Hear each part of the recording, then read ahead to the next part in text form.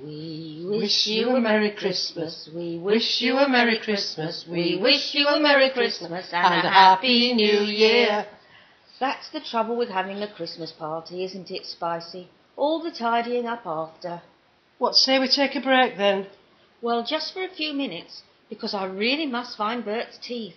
He'll be lost without them. The last time he lost them, he could only suck rusks until he found them, and there was no living with him.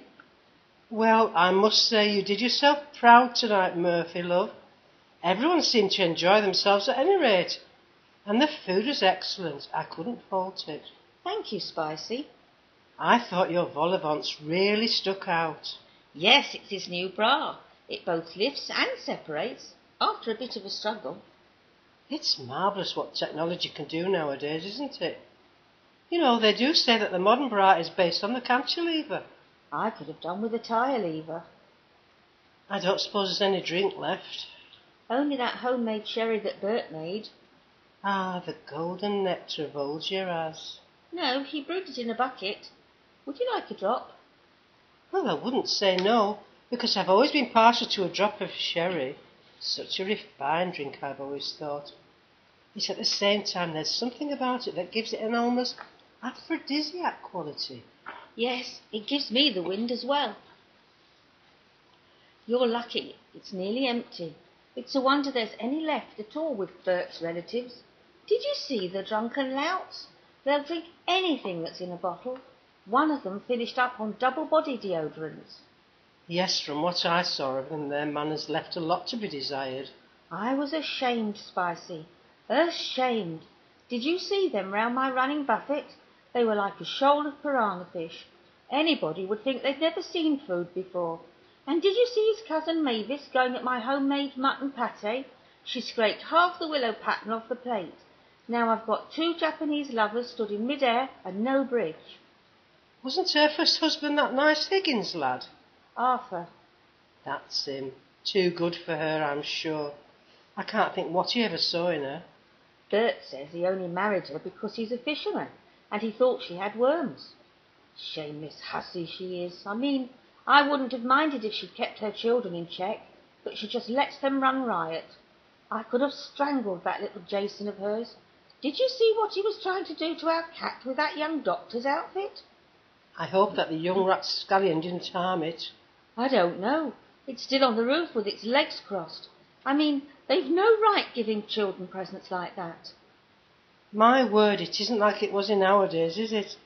All I ever got in my Christmas stocking was a whip and top and an orange. I'm glad of it.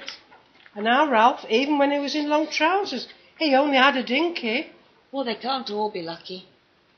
But even so, he used to get hours of entertainment playing with it up in his bedroom. Fancy. Yes, he played with it so much that eventually all the paint chipped off it through banging against the curtain boards. What? And speaking of Christmas presents, what did you get for Bert this year? Well, he asked me for something useful, so I got him a bottle opener. Well, that certainly should be useful. I've never known a man drink so much as your Bert. There's that many beer bottles in our backyard, Spicey. It's put £200 on the value of the property. I can believe it. And what did he get you? Well, I asked him for a pair of leg warmers, because you know how I suffer with my legs in the cold weather, Spicey. I just can't seem to keep them warm. They've been the same ever since I had that affair with the assistant manager from Iceland. You wouldn't believe how I suffer, and I've tried everything. The only thing that worked was when I lagged them with 2 black dustbin bags, but it got Bert too excited. That reminds me, I haven't found his teeth yet. Well, when did he last have them? He had them in bed last night, definitely, because I'd just settled under the duvet with the hot water bottle on my rheumatism when he snuggled right up to me, kissed me on the back of the neck and began to bite me. Bite you? All over, Spicey. Oh, I say, how erotic. And did you respond? Well, you know me, Spicey. I can take it or leave it nowadays. I'd just as soon cuddle up with a Mills and Boon, to tell you the truth. But suddenly I began to feel hot all over. Oh, he'd awaken your desires, had he? No, he'd bit through the hot water bottle. Oh, Murphy. We wish you a Merry Christmas. We wish you a Merry Christmas. We wish you a Merry Christmas and a Happy New Year.